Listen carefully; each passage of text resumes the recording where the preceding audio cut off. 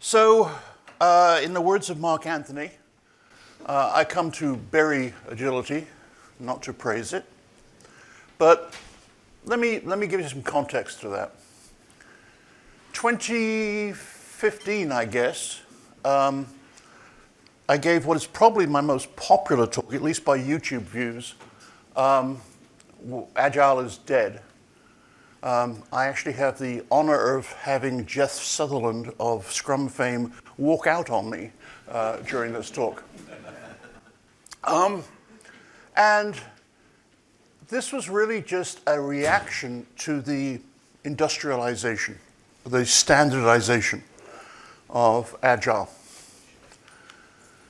And I still believe that. I still believe that Agile is dead. Sorry, I'm going to drive you insane by walking in front of the screen here. But when I say that, there's one really important proviso. All right? It's not the Agile that you think it is. So I'm not going to say Agile is definitely dead. What I'm saying is that the Agile that we're talking about, the Agile that we're using, the Agile that we're being sold is not Agile. And not surprisingly, you guys have noticed. And as a result, there's a big, big backlash, well-deserved backlash against what you're being made to do. The very idea that you are following some kind of externally imposed regime, and that can be called Agile, is laughable. By definition, that is laughable. And interestingly, there's a whole bunch of bandwagon on-jumping. So if you go and search for Agile is Dead, you get a whole bunch of articles, opinions, including, I mean, this is possibly my biggest claim to fame. Something that I was involved in creating has been decried in Forbes magazine. Right? That's, that's an achievement. I like that. Many, many quotes. Just a few picked out here. I've seen creative lights dimmed and inspired spirits dampened because people are forced to work within the confines of their organization's Agile standards. It's amazing to me that the person who wrote this didn't realize that Agile standard is, by definition, an oxymoron. A few rituals are created and the work goes on exactly as it did before, but now it's Agile. I mean, this one you can't argue with.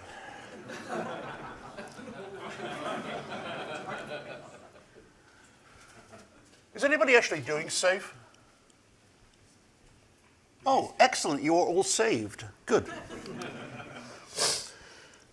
Mike Lukides obviously has a fetish for fetish. But I wouldn't argue with it. A more serious criticism, which I agree with 100%, is that it looks conceptually simple, but it's actually very difficult to do. That's true. And then finally, I think this summarizes my complaint. Right? Agile has moved from being a way of thinking about something into being a religion. A religion which has very, very strict rules, that has adherents, it has high priests, it has rituals, and like many, unfortunately today, it also has a lot of money involved with it. So let's be positive. Let's not say that Agile is dead. Instead, let's say that Agile is lost to us, right? That what we want, what we need, we can no longer call agile. Now, in a reaction against all of this agile bullshit, basically, in a reaction against that, a lot of people have been suggesting that we need to go back to the idea of planning our software out ahead of time, doing all this design work, everything else, and then, starting the coding.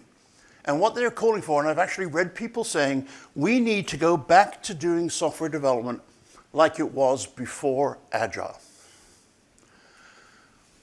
Was anybody here actually doing software development in the 1990s?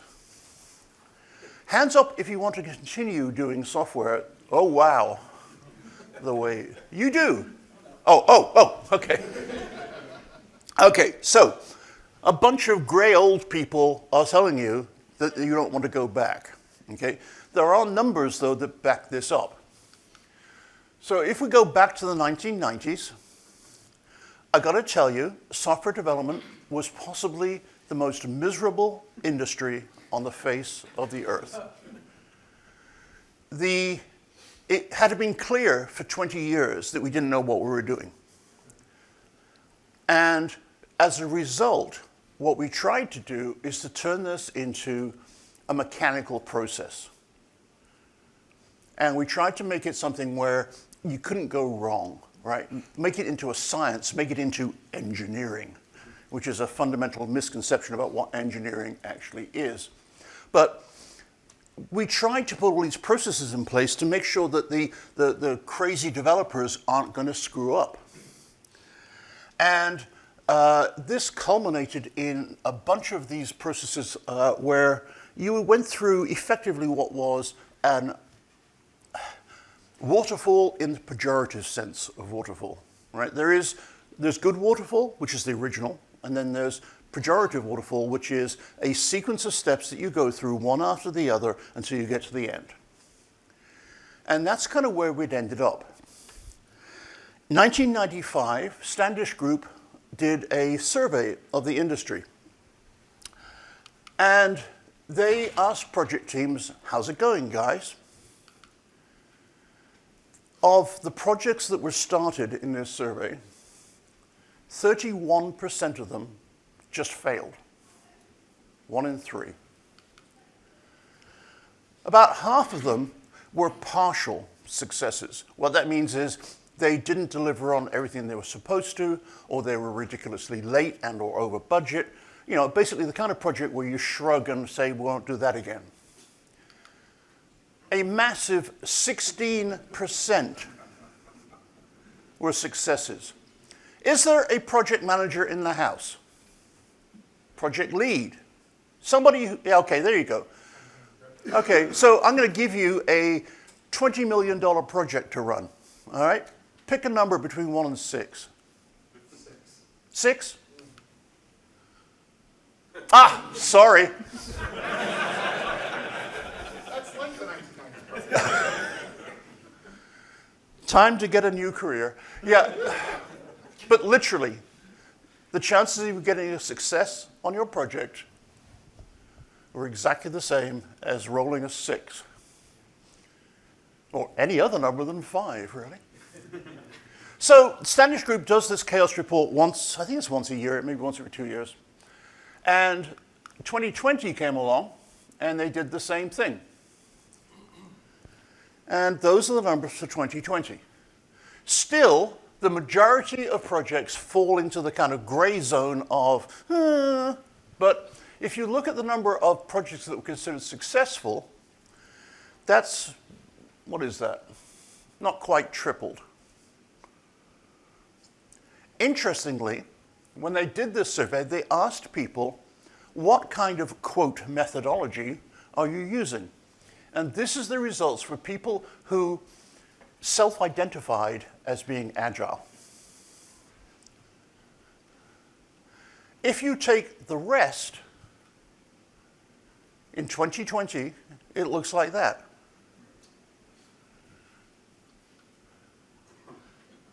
It's actually worse than 1995. Now, the fact that people self-identify as Agile is totally irrelevant, right? I mean, all it really means is they were thinking about what they were doing a little bit more, or they were trying to do things a little bit differently. But even so, I think that kind of says something pretty significant. And that is, we're not going back, guys. We cannot go back, at least not to the way we were doing it. We've unfortunately, we've opened the box, right? And now we're going to have to move forward from it. So what do we do? How do we do this? Because clearly, what we currently call Agile sucks. It just doesn't work properly. I mean, it's better than it used to be, but then again, you know, there's many things that are better than they used to be and aren't great. So back in 2015, I proposed that we stop using the word Agile. Because if nothing else, it just hurts me every time somebody uses the word Agile as a noun. Agile is not a noun. Agile is an adjective. Okay? So you're not, you know, you cannot go and buy Agile. No more than you can go and buy green, right? You have to buy an Agile something. So I want to drop Agile as a noun. And if it's no longer a noun, then it can no longer justify having a uppercase A, right? God has an uppercase A, or G, sorry. Agile does not deserve an uppercase A. So I am proposing that we stop doing what people are currently calling Agile and start behaving in an Agile way. That we start coding with lowercase a agility. And it sat like that for a while, and you know, I was quite smug with myself. Ho ho, you know, come up with something new. No one did anything. So I decided the time has come to get off my ass and actually tell people what I mean by this. So you are the first group of people with whom I am sharing my very, very initial thoughts. So I'm after feedback. I'm after people telling me this is crap or this is the best thing they've seen, whatever it might be, right? I also want to tell you that I am not going to give you any solutions, but I'll explain why as we go through this. I think it's time to get control back of what we're doing. Software developers are incredibly powerful in the world. We change the world every single day. The fact that I'm standing here, presenting on this computer, projecting it up here, it's being recorded digitally, it will be sent out places, that is software. During the pandemic, when we were all sat there, you know, talking over Zoom, what was it that enabled that? It was the software. Sure, a lot of hardware too, but the software changed the world. And we do that. We have power. And we need to start exerting that power again.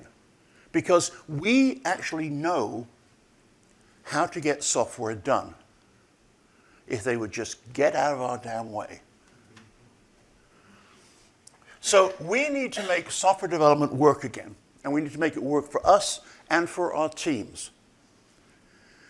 If you went to Jessica's talk yesterday, you'll know that you cannot change your organization because organizations are self-healing. So you don't have to try and do that. We're going to try and make it work for us and our teams. Damn the torpedoes.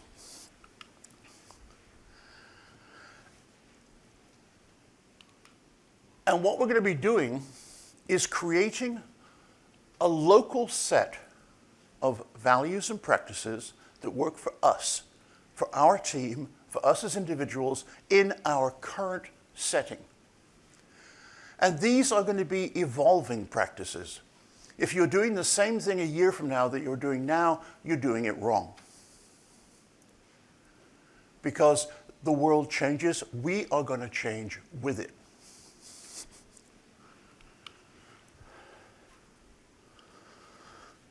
Oh, there we go. There are limits to what we can change. One of the mistakes that the Agile movement had made was thinking that we can change the world. And in a way, we kind of have, but that has been the most frustrating process and the cause of so many mistakes and so many errors. So instead, we need to accept the fact that there are limits to what we can change and live with that. There always are limits to what we can change, right? I know we all want to be revolutionaries, we all want to man the barricades, etc., but the reality is, yeah, you can do that or you can get work done. So let's be pragmatic about this. There are limits to when we can change things. There are inflection points where a little push will make a big change to the future. Identifying those is critical. And last and really important is we won't get it all the time. We are not going to be successful at making these changes all of the time. We need to recognize that going in. We need to recognize that what we're doing here is an optimization process. We are not trying to make things perfect. Because you know what? There's no such thing. So we need to learn to live with reality. I know that's disappointing. Because if we were to be pragmatic like this, if we were to accept the fact that there is, only so much you can do, we will still be better off.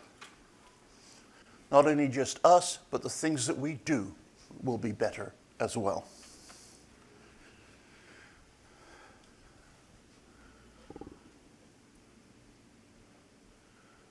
So how do we do this? What do we actually do? Right? So far, it's just been smoke and mirrors. So when I say Agile is dead, I say it with a kind of mixed feeling because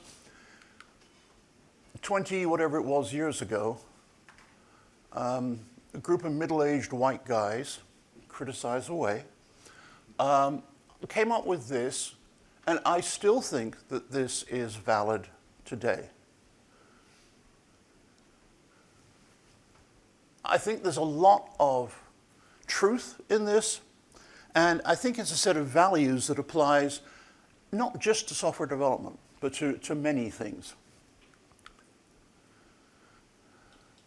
I think the key here is these 4 phrases: individuals and interactions, working software, collaboration, and responding to change. And to me, those things are values.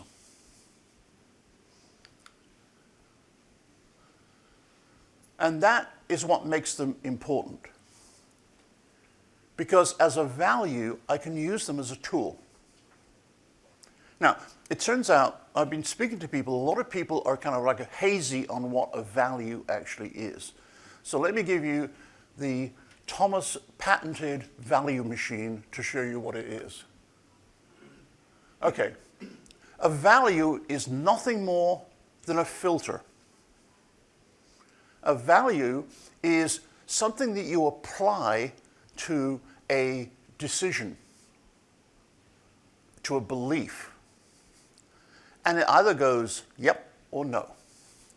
So we start feeding ideas into our values, and some of them get rejected, and some of them get accepted.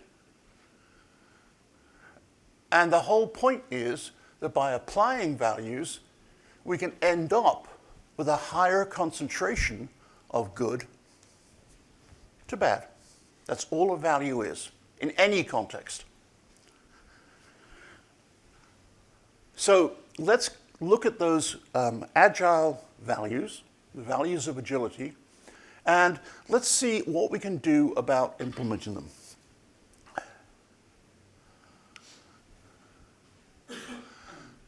We need to develop some skills to make this work. We have these in different amounts, but it's a rare developer that can do them all, or that has them all. So I want to highlight these as being things that we need to work on if we actually want to get into this kind of nirvana of being able to run our own lives. Empathy, storytelling, feedback, change-driven, value-focused, oh my God, that sounds like management consultancy, and courage. So let's start with empathy. Empathy is simply the ability to see things as someone else sees them. It is something that is sorely, sorely lacking in the world today, where everything is an argument. But if we were to think about practicing our empathy, and if we could somehow manage to get other people to do the same, think how much better the world would be. There are two kinds of empathy. There's cognitive, where you're thinking about what the other person is thinking, and affective, where you're thinking about what the other person is feeling. Both are important, and both give you valuable insights. Because without empathy, there really is no communication.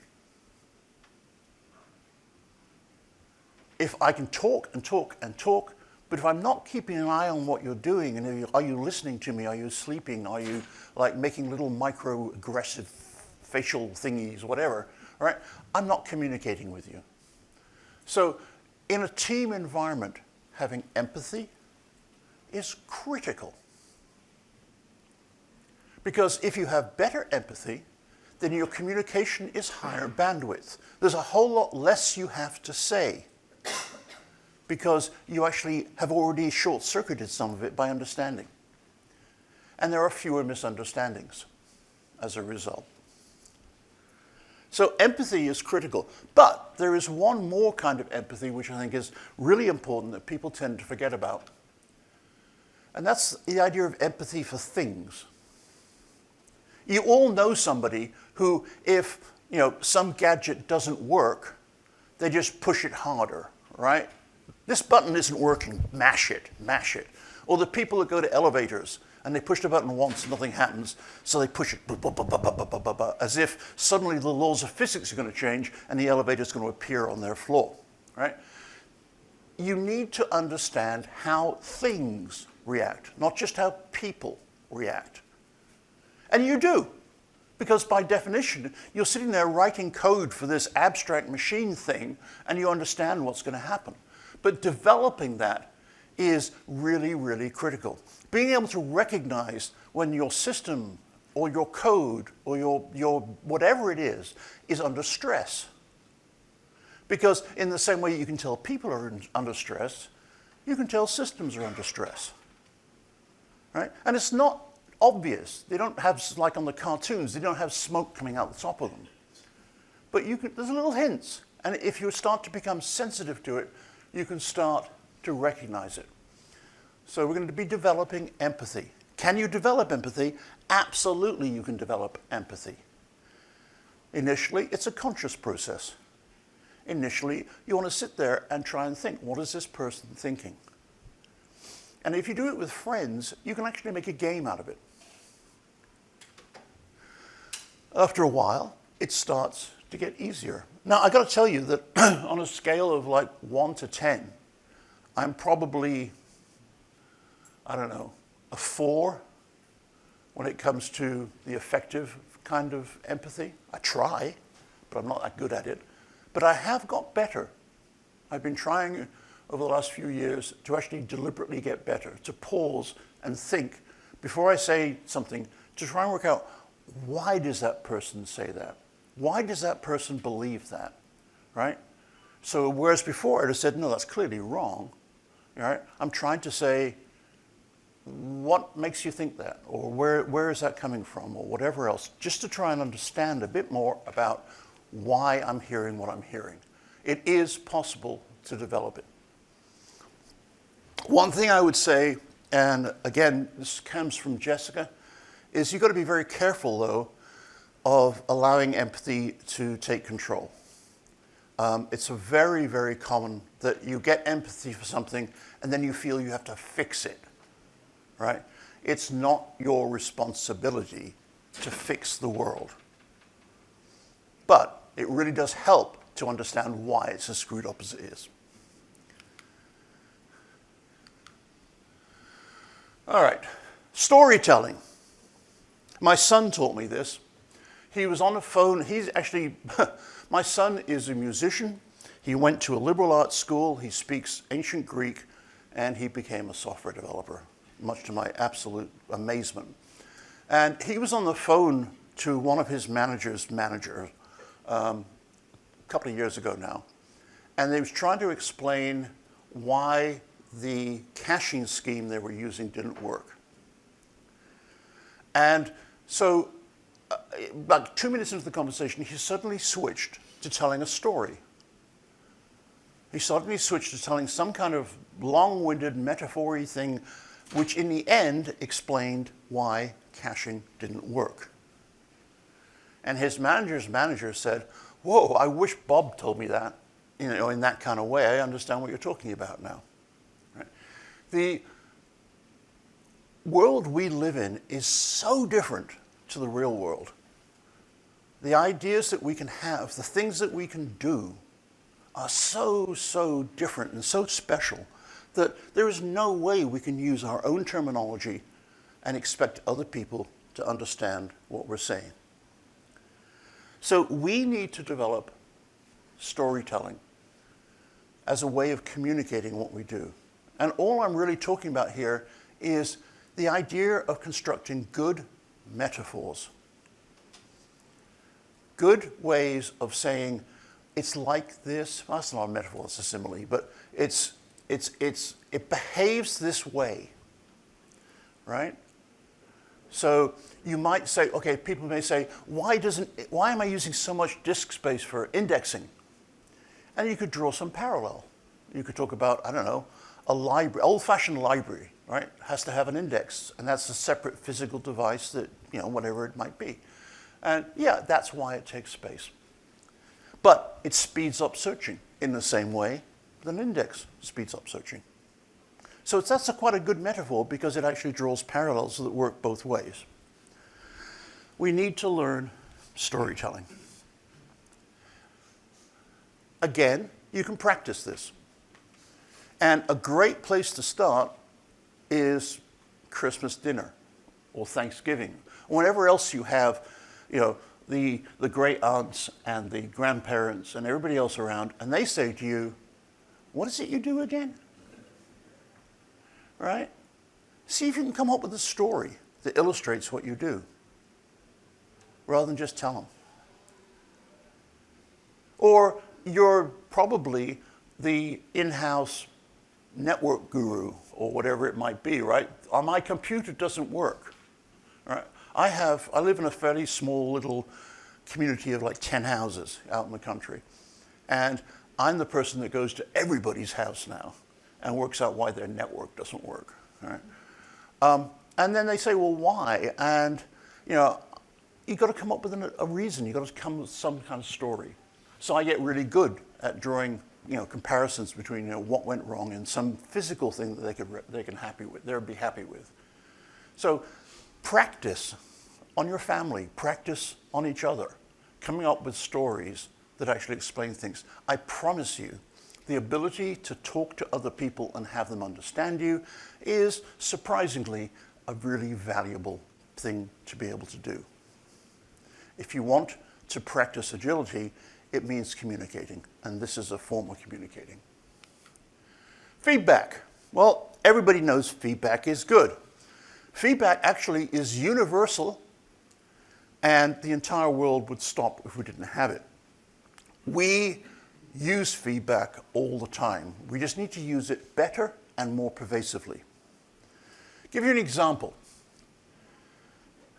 Unit testing. We talk about religion, right? Well, unit testing is one of those religions that we all have. All right? I have been excommunicated. But if we look about unit testing, one of the reasons I don't like the way we do unit testing currently is we don't actually do it right. Let me tell you why. We set up an expectation. We have some kind of input. Now, this is actually general purpose feedback. This is the same kind of feedback you would use in a PID controller, that's doing some kind of, I don't know, autopilot or whatever else. That input goes through some kind of process that produces an output, and then we have some kind of comparator that looks at the input and the output. Sorry, it looks at the result and the expectation. And in the case of an industrial controller, it then goes and alters the input.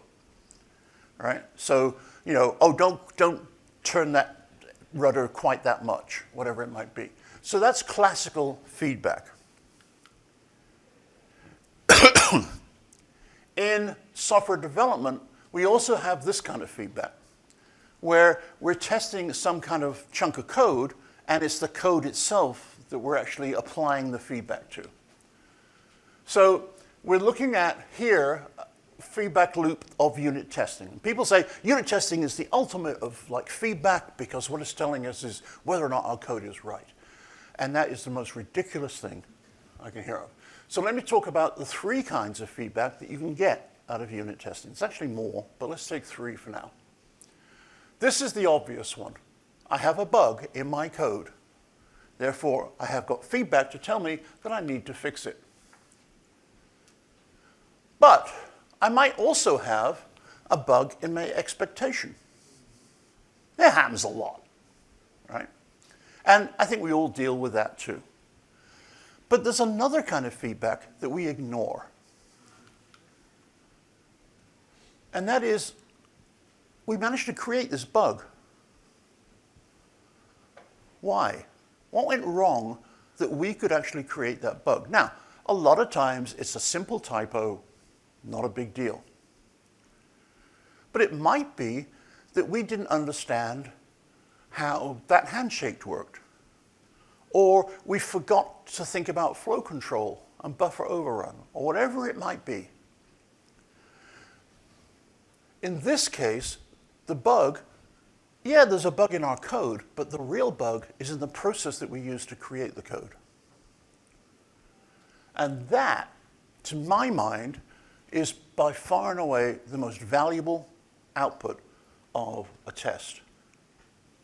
Because one test will fix a whole bunch of things if we apply that. So, one test, we can tell if we made an error when we were coding, when we made a bad assumption, or when we totally screwed up.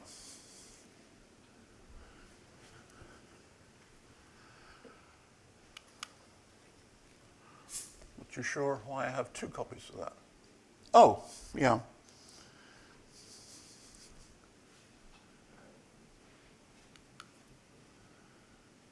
Change-driven. We need to recognize that our job is not creating things,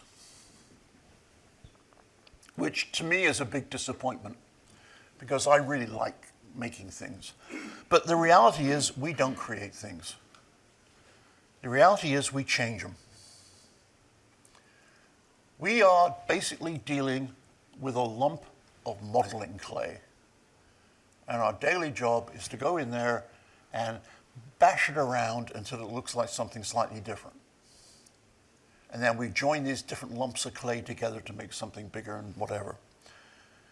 So we shouldn't be thinking about what we're creating, but we should be thinking about how we're creating it. Development is nothing more than a whole bunch of nested cycles of change. And if you look at it that way, it actually can change the way you think about the actual going into the office and writing software. because we can stop thinking or focusing on outcomes. Outcomes do nothing more than disappoint us, right? It's something that you would really like to happen, but yeah, for various reasons, maybe not. But that doesn't matter. Instead, we just worry about the steps. And because we are using feedback, we know that those steps are taking us closer to where we want to be. Most projects don't need to get to their final destination to deliver value. You don't need to finish to have something good come out of your project. And if you focus on the steps, you can actually achieve that. Oh, I wish I hadn't written it value focus. Anyway, we do not deliver solutions in the same way that we don't create things. We don't deliver solutions. What we do is that we help other people add value. People pay us money so that they can do things they didn't do before. We help them add value.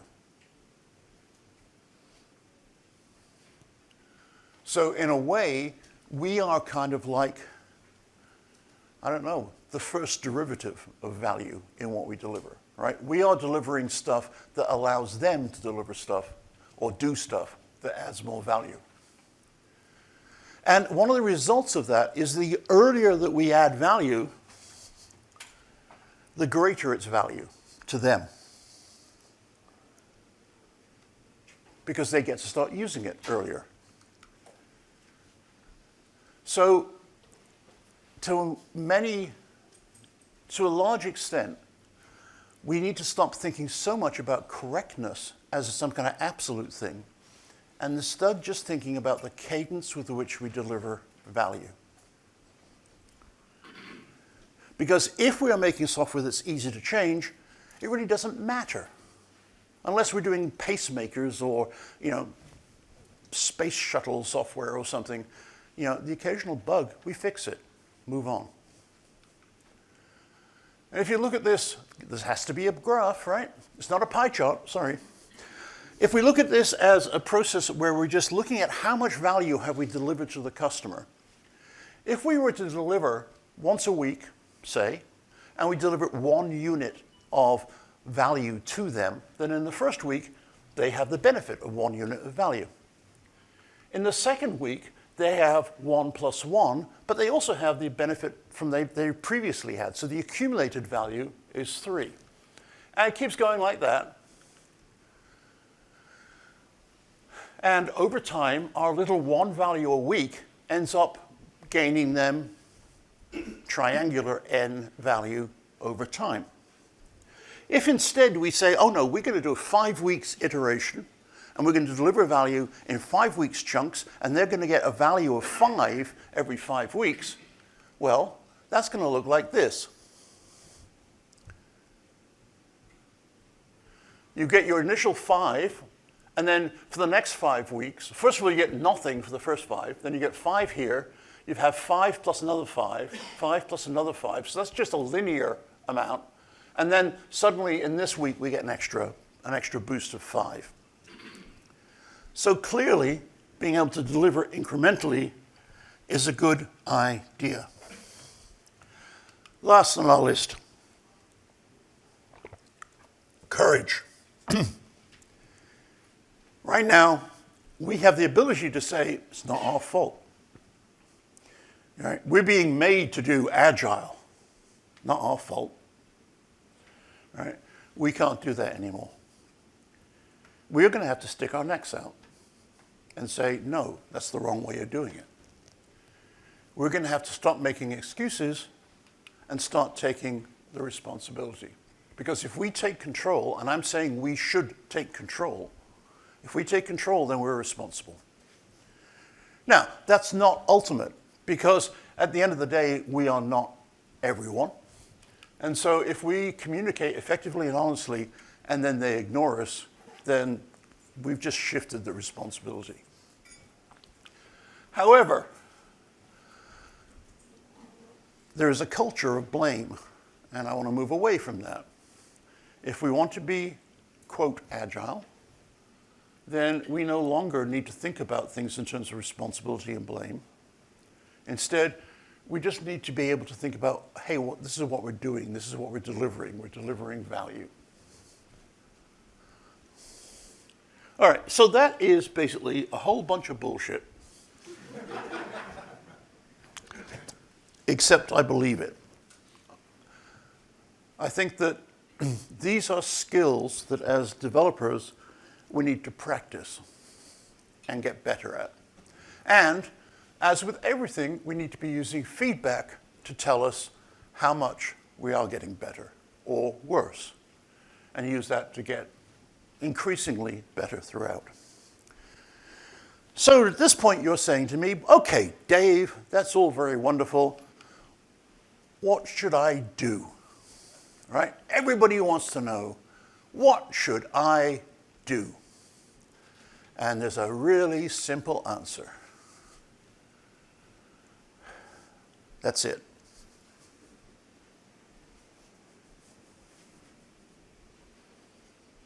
You should be sick of people telling you what to do and how to do it, because they don't know. No one knows what you should do, because no one can know what you do.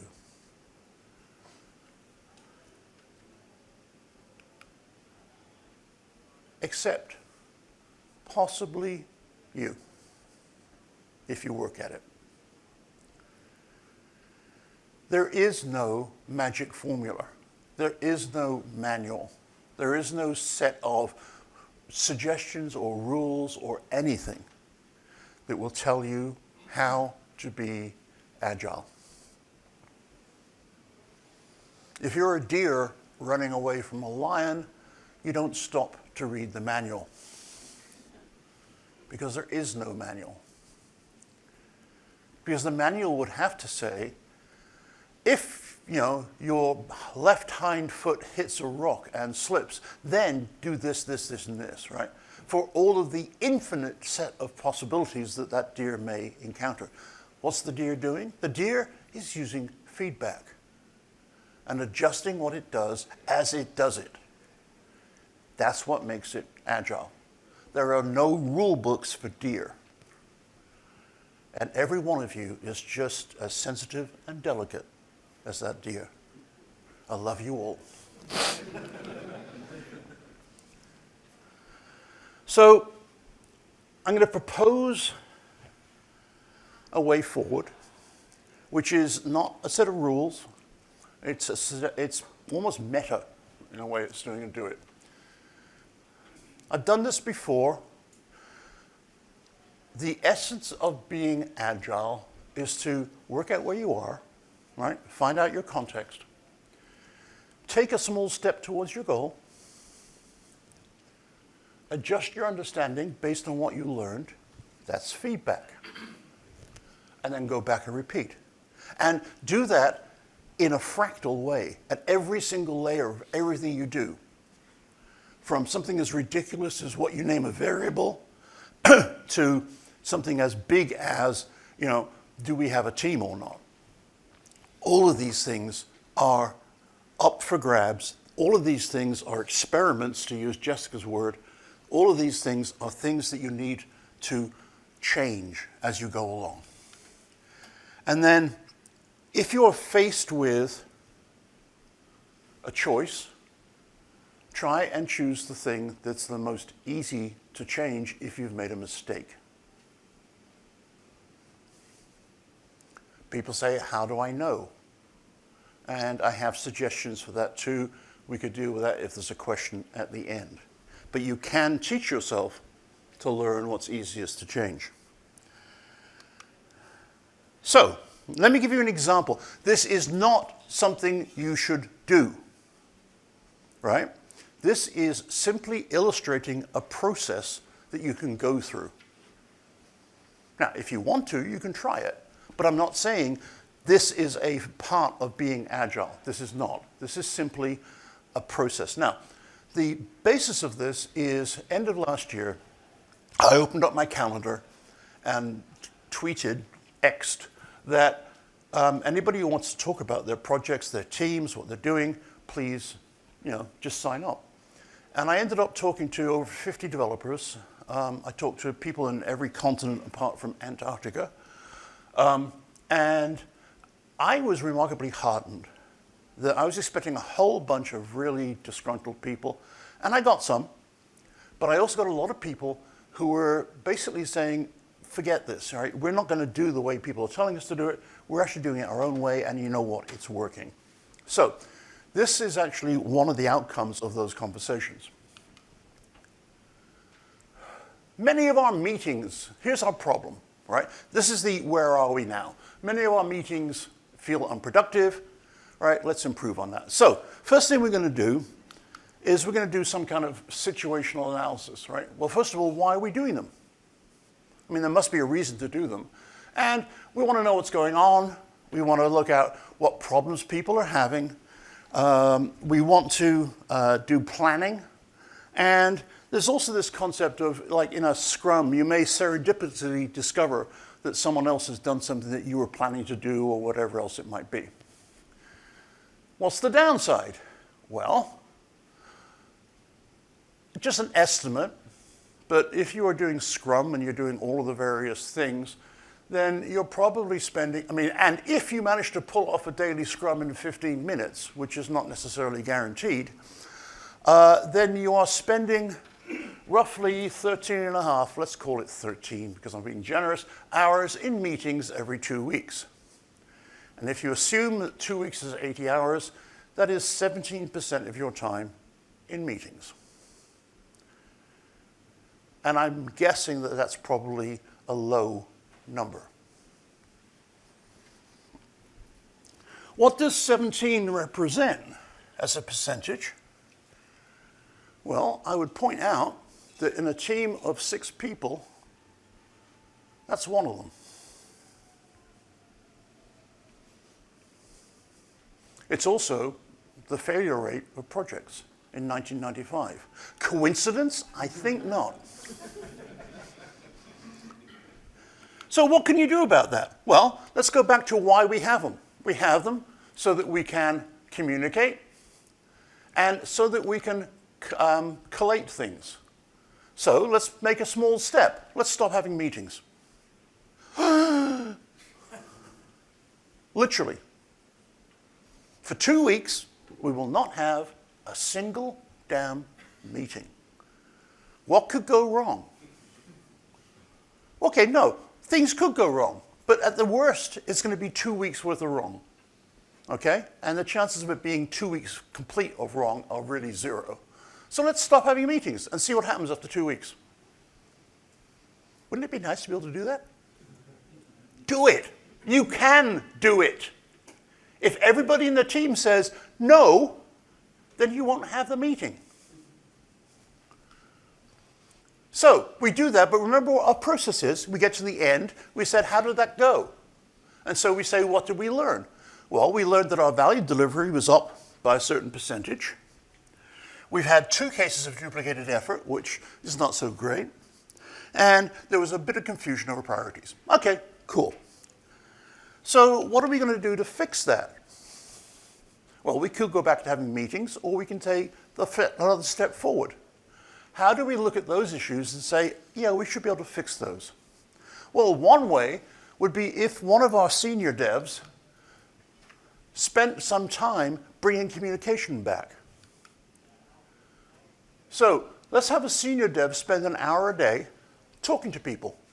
Literally, go sit on the desk and just chat. See what's going on. Any problems, whatever else, right? And this senior dev is going to act as the kind of lubricant that spreads information around the team. They're going to look for the patterns. They're going to look for opportunities to combine things. They're going to look for people that are struggling and help them. If they notice that one particular person is having a problem with something, then they may suggest they pair with somebody else that will help them pick it up. All of these things, personal, person-to-person communication. And that is a common pattern that I'm coming across, and I've decided to start calling it developer without portfolio, just because it's cool. So we take that step, and at the end of 2 weeks, we discover to our surprise that actually our deliverables are up by another 5%, which is pretty cool. We actually found one entire activity to be totally unnecessary. And we discovered that Carla has a previously unknown talent. So then, what do? Okay, we'll take another step forward. Maybe we could try adjusting that down, say, 45 minutes a day. Maybe that would work, maybe not. So here's the weird thing. I talked to, I think it was 45 separate teams, about 55 separate people. And out of those, 6 of those 45 teams had independently evolved that role. In fact, most of them had a full-time person whose job was to go and sit on people's desks. They called them different things. They called them ambassadors. They called them, one of them actually said project lead, but I think that's a dangerous ambiguity. Facilitator, but you know what this person does. None of them want to go back, which I would argue is actually not a healthy thing, but it's still quite impressive. So that's just an example of how you may look at a problem and by adopting lowercase a agility, fix it yourselves.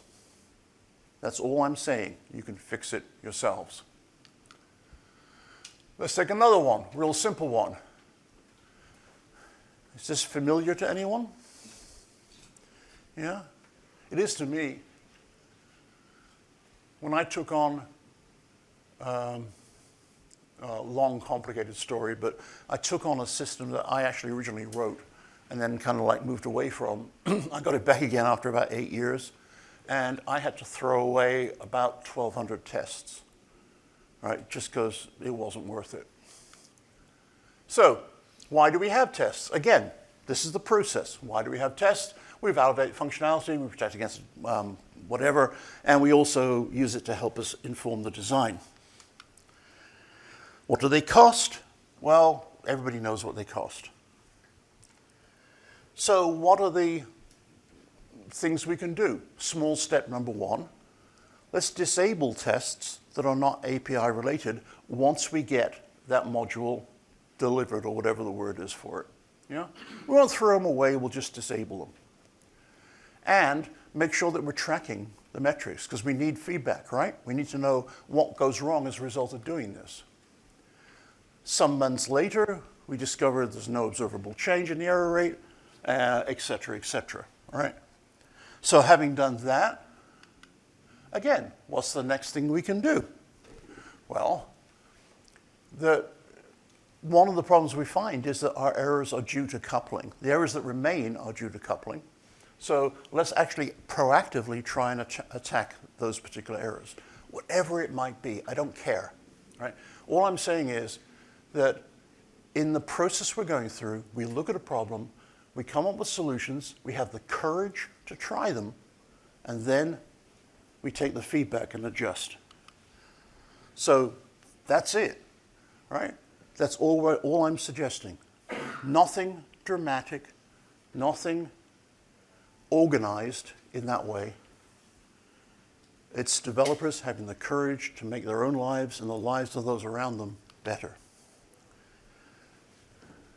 And it takes practice, it takes feedback. Everything takes practice, it takes feedback. So, that's all I am suggesting. In the world of agility, one size fits no one. In the world of agility, you start with yourself and then grow from there. In the world of agility, you have to have the courage to experiment, and it takes courage to experiment. But then again, we all grew up knowing that, right? Miss Frizzle was right. And in the world of agility, and all of my talks have to end this way, you bring back the fun. Thank you. When you were talking about focusing on change instead of new stuff, you said not to focus on outcomes. And then in the next section on value, you were talking about kind of focusing on adding value. Right. I wonder, like, if you could explain kind of how you see what is value if it's not an outcome. Sure. And what's an example of this? You kind of talked about units of value, and I'm wondering kind of like what is a unit of value? Excellent. Yeah, and you're right. I kind of skipped over that. So when I talk about an outcome, in this case, what I'm talking about is meeting a requirement in terms of delivering stories, or whatever it might be, right? So an outcome is we sat down and we worked out that this is what our software had to do, and then we spent, in your case, 6 weeks delivering that something, okay, which is cool, which is really cool. But what I'm asking is, during that 6-week period, or whatever length it is, I mean, if it's a 6-month project that we don't deliver to the customer until the end, we're denying the customer the benefit of using small parts of that as we go through. So, for example, I mean, I don't know enough about your calendaring to comment on that, but maybe we were doing some kind of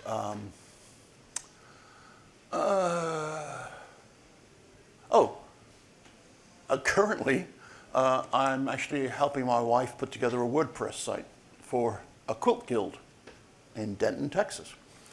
And they actually have a quite surprisingly complex set of things that they have to be able to do with this site. But the very first is just to get a site up there and running that shows them, their meeting schedule and things like that. And that we can do in a couple of days. So let's get that up there. Let's get it out there. No membership capability, none of that, but we've actually managed to deliver something and get it in front of them. To them, that's a value. Yeah? It's not the outcome, it's not the full site, but it's a value that they can use. And they start to extract that value the second it's delivered. And then we can deliver, the next thing, which might be the ability to sign on for annual membership. And again, that's another incremental value they get. And it's not the full site, it's not the objective, but it is still a value. And then gradually over time, we can start delivering more and more of these values. But all the way along, they've been extracting value from what we delivered so far. So that's how I distinguish the two. Yeah, thanks.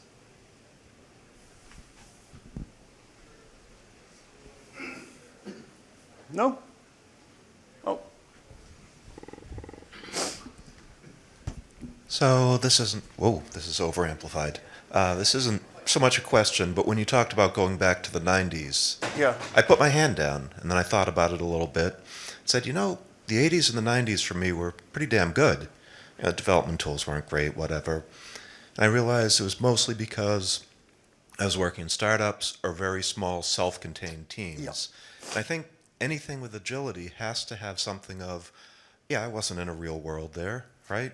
We built products, we delivered value, but we didn't have huge organizations. Even when I was doing a project for General Electric, we were very self-contained. It could really define our own values. Like I said, no question, just a thought. I think that's actually that's a really interesting point. And I'm going to have to think about that, because I think you're right. That there's a kind of zeitgeist that affects the whole industry, but within it, there are definitely going to be groups that are still successful. Actually, clearly thinking about it, there have to be still groups that are successful, otherwise it would have died. So yeah, that's a really good point. Thank you.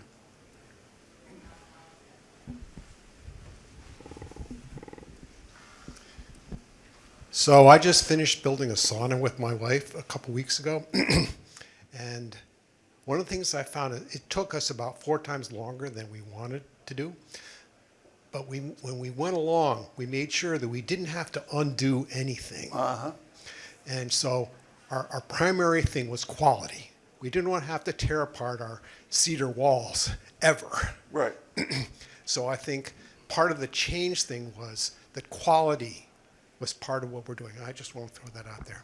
I think that's really true. If you can recognize, if up front you know the correct thing to do, if you like, right? I always worry about the word quality because it's like so hard to pin down. But if you know that something is the way to do it, and in this case, you have hundreds of years of collective experience to know, like, what's the kind of wood that I want to use in a sauna, right? Or is this wood, not that wood, and all this kind of stuff, right? So you know a lot of that just because so many people before you have made mistakes, and you can correct that. So in those environments, absolutely, right? You'd be insane not to make use of all that information and to set things the way they should be. And if we are in a situation in software where we could do that, then we should. I think one of our problems that we have as an industry is premature hope. That we actually sit there and think, oh yeah, we know how to do this when we don't, right? So I think that's, you know, I gotta say, my wife and I are building a house, and we did exactly the same thing, right?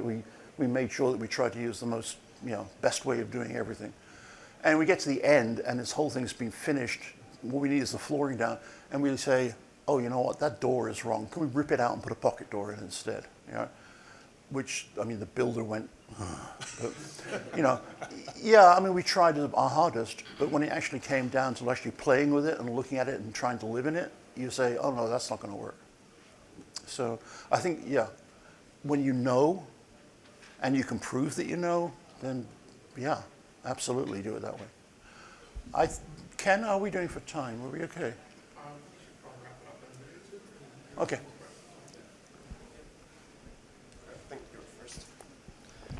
Oh, to be denied. Hi, so just a close. quick question for you. And this is more not necessarily for us as developers, but for the customer. I do agree with you that good storytelling, in many cases, you get the buy-in from the stakeholders. But how does the stakeholder protect themselves from good storytelling that lacks substance behind it? How do they protect themselves from good-looking specs that don't work? I mean, the answer is they do what we should do, and that is they ask to see it, right? So if you tell them a story that says this system will give you 15 times more productivity, and the first thing, and you start delivering stuff, they should be saying, okay, let's see it. Let's see how that incremental improvement happens. So everything is just a lie until you actually deliver it, right? Everything is just a hope until you deliver it. So I don't think it matters whether you tell them a story or whether you give them a 500-page spec or whether you give them some kind of really nice, beautiful UML diagram or whatever it might be. It's a lie until you deliver.